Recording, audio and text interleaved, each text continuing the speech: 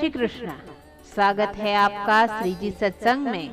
नवरात्रि के 9 दिनों में माता आद्य शक्ति के विविध रूपों की पूजा अर्चना की जाती है। नवरात्रि के 8वें दिन माता महागौरी की आराधना की जाती है। तो आइए सुनते हैं माता महागौरी की कथा।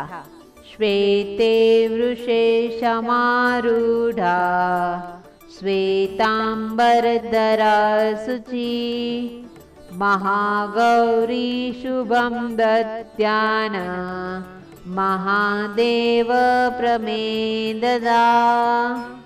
माता दुर्गा की 8वीं शक्ति का नाम महागौरी है। दुर्गा पूजा के 8वें दिन महागौरी की उपासना का विधान पुराणों में बताया हुआ है। माता महागौरी 8 प्रकार के सौंदर्य का प्रतीक मानी गई है। महागौरी का अर्थ है वह रूप जो कि सौंदर्य से भरपूर है, प्रकाशमान है, पूर्ण रूप से सौंदर्य में डूबा हुआ है।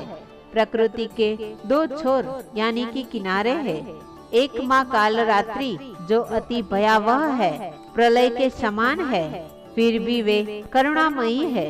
और दूसरी ओर माता महागौरी जो अति सौंदर्यवान, दैदीप्यमान, शांत एवं पूर्णतः करुणामयी, सबको आशीष देती हुई है।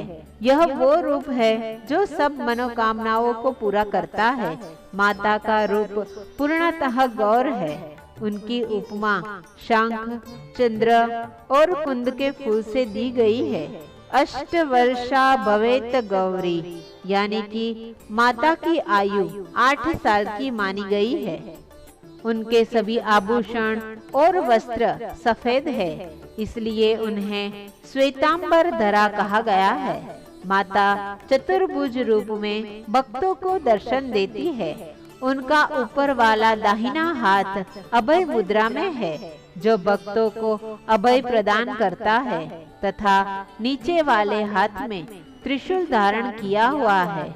ऊपर वाले बाएं हाथ में डमरू धारण किया हुआ है और नीचे वाला हाथ वरदान मुद्रा में भक्तों को वरदान देता रहता है। माता का वाहन वृषभ है, इसलिए माता को वृषारूढ़ा भी कहा गया है।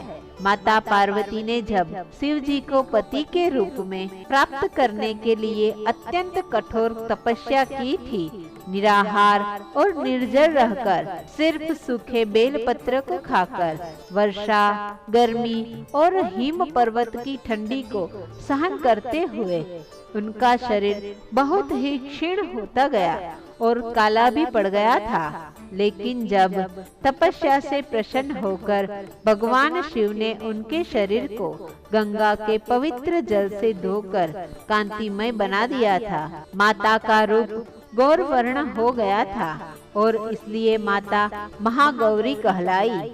एक और भी कथा पुराणों में सुनने मिलती है कि एक भूखा सिंह भोजन की तलाश में भटकते हुए वो वहां आ पहुंचा जहां माता तपस्या कर रही थी। देवी को देखकर उनकी भूख बढ़ गई, लेकिन वह देवी के तपस्या से उठने की प्रतीक्षा करते हुए वहीं बैठा रहा। इस प्रतीक्षा में वह काफी कमजोर हो गया। देवी जब तपस्या से उठी तो सिंह की दशा देखकर उन्हें बहुत ही दुख हुआ और सिंह पर उसे दया आ गई। उन्हें दया भाव और प्रसन्नता से उसे भी अपना वाहन बना लिया और इसलिए माता का एक नाम सिंह वाहिनी भी रह गया है। माता अमोघ फलदायिनी है।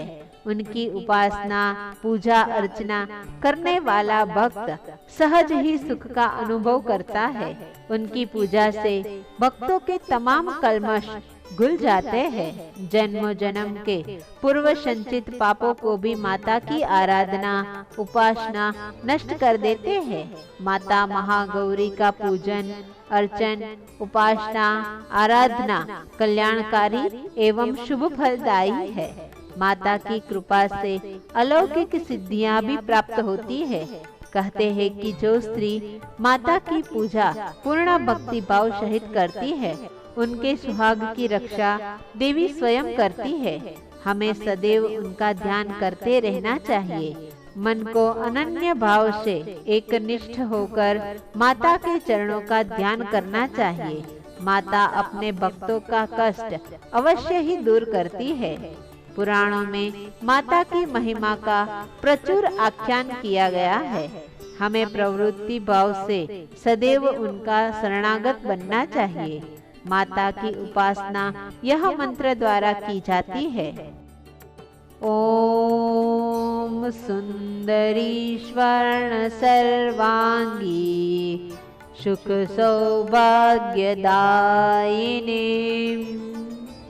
संतोष जननी देवी सुभद्रा प्रणमाम्यहम्। जय माता महागौरी, जय माँ आद्यशक्ति। मेरी इस चैनल को लाइक, शेयर और सब्सक्राइब करना मत भूलिएगा। धन्यवाद।